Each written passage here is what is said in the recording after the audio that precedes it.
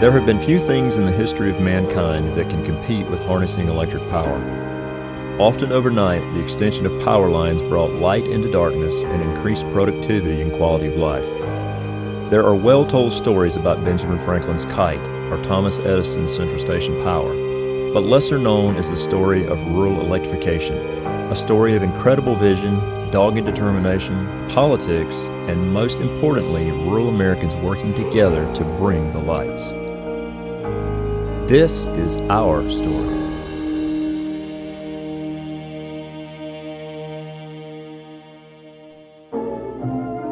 For America, the 1930s were a time of both economic and literal darkness. In October of 1929, the country's stock market crashed. In 2 days, $31 billion, a quarter of the value of the nation's stock market, was gone.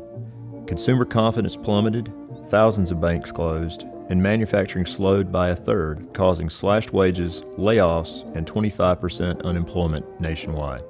Rural Americans were no better off as farmers struggled to make ends meet. Across the nation, only 12% of farms had electrical service, making a farmer's life a never-ending cycle of manual labor and days that began and ended in darkness. In 1920, about 35% of American households had electric power. That number reached 68% by 1929, but of the roughly 6.3 million American farms in 1922, only 3% had electricity. By the 1930s, only 800,000 of these farms were electrified. One of the main things I remember was having to use an ice box, and we'd go to town and get a, I guess, 50-pound block of ice at the ice house and put it on the front bumper of the car. That's when you had bumpers. And it would sit there until we got home, and then somebody would take it in and put it in the ice box. And ironing, you had these flat irons, and even in the summertime, you'd build up a fire in the fireplace and put those irons up there to the fire to heat. And can you imagine ironing a white shirt with one of those? Well, you didn't realize that you could have that kind of heat in the house. You didn't. We didn't. If you bathe in it, we'd take a bath, you'd just be right around the fireplace. If electricity was to spread to rural America, a champion was needed.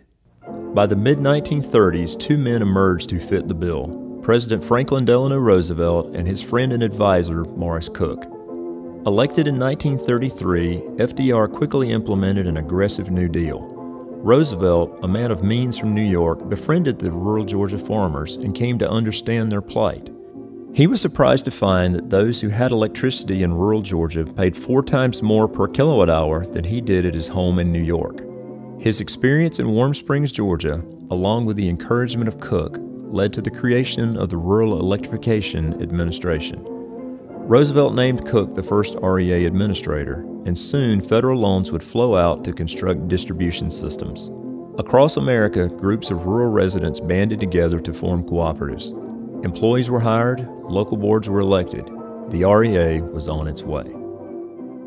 On October 26, 1939, a group of farmers and homeowners from Jones, Putnam, and Baldwin counties gathered to discuss bringing the electric to Middle Georgia. The 69 attendees elected to form a new cooperative and to call it Tri-County EMC. For the new co-op, one of the first steps was the election of a board of directors from its members. Within weeks, a general manager was hired, and steps were put in motion to secure a $161,000 REA loan to finance power line construction. For $5, a homeowner or farmer could join the new co-op. On September 12, 1940, 40 miles of line were energized, and 273 Tri-County members experienced electric service for the first time.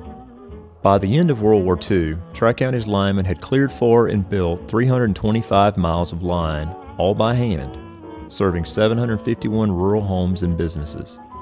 The average customer used 139 kilowatt hours per month, and the average bill was $4.76. The cooperative had 9 full-time and 7 part-time employees. They'd come around and wired the house and all of that for the electricity, and everything was ready for it to come on. And the conversation was, it's coming on, it's coming on. And then we got off the school bus, and me and my 2 brothers walked in the house, and there was a light burning. Oh, that night, man, it was just fantastic. I know. REA, what we call it, electricity, out in the rural areas has just been a change of life, change of way of life out there. It made a big difference, I can tell you that. It was just such a good feeling. You felt like you'd been freed from something. We got an electric stove when they became available. We found a second-hand one and bought it. And we didn't have to go cut and split and bring in stove wood anymore. That was one of the good things about it. Although electricity was making life easier, equipment and technology were not what they are today. While trucks could transport the poles and wire into the field, the digging of the holes, setting the poles, and running the wire were all done by hand. Often, mules were used to pull poles through densely wooded or swampy areas. In places where trucks would not go, ingenuity and hard work were the only vehicles left. Hard work was a common theme among all linemen. They had to dig those holes with a post hole digger. One time he was out like 2 or 3 days. He'd come home long enough to change clothes and maybe get something, and he'd go back all night long. But he wouldn't leave them until those lights was on. Well, now that was strange. Once I retired, I had never been home when the lights were out because I always had to work. But when I was home the first time the lights went out, I like went crazy because I was used to working. Sometimes, I mean, you get so tired, you don't work, 24, 48 hours trying to get people's lights on, but it was part of the job. It takes a different type of person to be in this line of work, because it's demanding, but it's a job, we're here to serve the people, and that's what we try to do. Offices were opened in both Gray and Eatonton. Early on, they served as a place to sign up members for new electric service. After hearing about the possibility of electricity, members cut down trees and cleared land in hopes the cooperative would bring power to them. Once connected, members read their own meters and turned their meter cards in with their payment each month. If they had a problem with electric service after hours, they called the Tri-County linemen at their homes using their 4-digit home phone number published in Current Lines, the cooperative's newsletter. During the 1940s and 50s, Current Lines reported new uses for electricity and the honor roll of members that used more than 200 kilowatt hours per month. Back then, the goal was not to conserve, but to use electricity anywhere and everywhere you could to make life easier. The newsletter was also an important part in the war effort, giving current news and ideas of how you could help, and savvy recipes to use during food rationing. Although Tri-County's growth was slowed during the war, construction of new homes and lines began again in full force in the 1950s. More and more Tri-County members were learning the benefits of electricity in their homes and embracing the power of the cooperative. Annual meetings were major events for electric cooperatives. Hundreds of Tri-County members attended to elect directors, hear reports on their business, learn about new appliances, or to catch up with their neighbors. In a time where many homes still used fuel oil or even coal for heating, a total electric home, or a gold medallion home as it was called, complete with electric heat, represented the best in modern technology. The tagline, "Live Better Electrically," was inscribed on a brass medallion installed by the front door, and electric meters had shiny brass hardware and a gold dome letting everyone know a gold medallion home was special.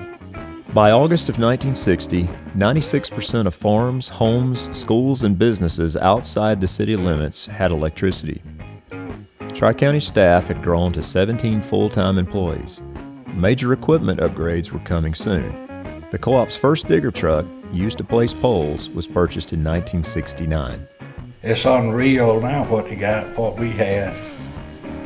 We just had, I remember you dug an ankle hole by hand, you dug a pole hole by hand. You had an A-frame boom you could set the pole with if you could get the truck in there. And they started me climbing, scared, slapped to death. I can go right now and show you the pole that I climbed. And Jerry Rowland, he's my foreman then.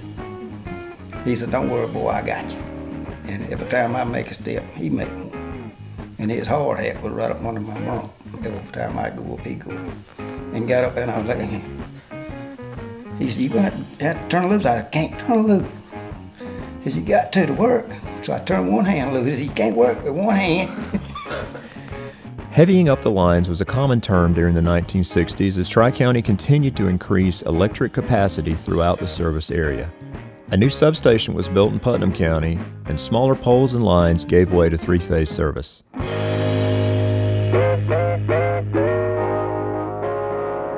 The 1960s were a taste of the challenges that would come to fruition with the energy crisis of the 1970s. At the end of the decade, the minimum bill was $1.02 per month, the same as it was in 1939, but that was about to change. In 1971, the wholesale power costs increased by 37%. This led to the first rate increase in the history of the cooperative in February of 1972, taking the minimum bill to $2 per month. Energy conservation was a new idea.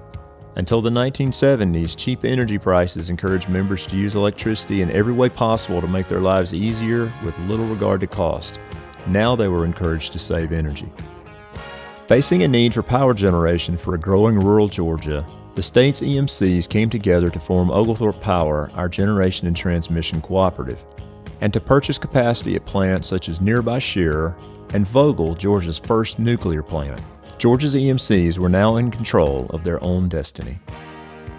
The business of getting power to the members and keeping the lights on has come a long way since 1940, when members mailed in their meter reading or dropped a postcard in the mail to let someone know about a power outage. In 1993, the cooperative opened a 24-hour control center. Best thing ever happened to Tri-County as far as I'm concerned is our dispatch system. Before then, you had your name listed on that people would call your house and just tell you that they got a power outage. But if it was a large outage, you would leave and go start getting the outage taken care of. But people kept calling and your wife was answering the phone. I don't think the wives ever did get the credit that they deserved back then, because they was a big part of our outage and they didn't get paid a dime. Throughout the co-op's history, concern for community has been a driving influence. A vision to promote leadership within our communities led to the development of leadership programs. In the 1980s, Tri-County began sending students to our capital as part of the Washington Youth Tour. Scholarship programs, leadership conferences, and skills competitions soon followed. One of the strongest gestures of the power of collective goodwill is Operation Roundup, introduced in 2001. Through voluntary donations of just a few cents per month, participating Tri-County members have raised over $1 million to benefit community needs.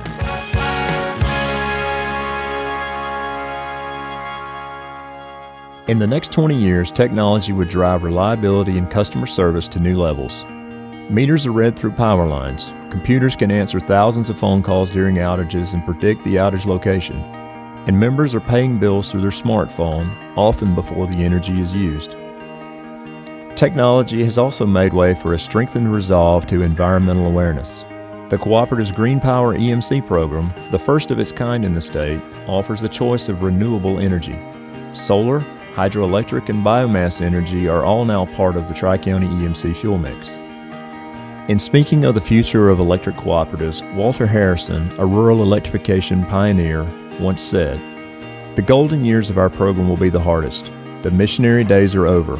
The honeymoon was sweet. We are now of age and on our own. Can we measure up to our obligations?" There will be no more days when the lights came on. There are few left to remember them. But every day, the cooperative, through programs like Operation Roundup, economic development efforts, scholarships received, a future leader born through training, or help with a fledgling business, touches lives here in the communities that we serve. From the first 238 meters to more than 21,000 today, from building the first 40 miles of line by hand to modern trucks and advanced technology, there have been countless changes in the cooperative over the past 75 years, but the principles that guide Tri-County EMC remain the same. The cooperative, owned by its members, is here to deliver reliable electric service at the lowest possible cost. It's the power of you.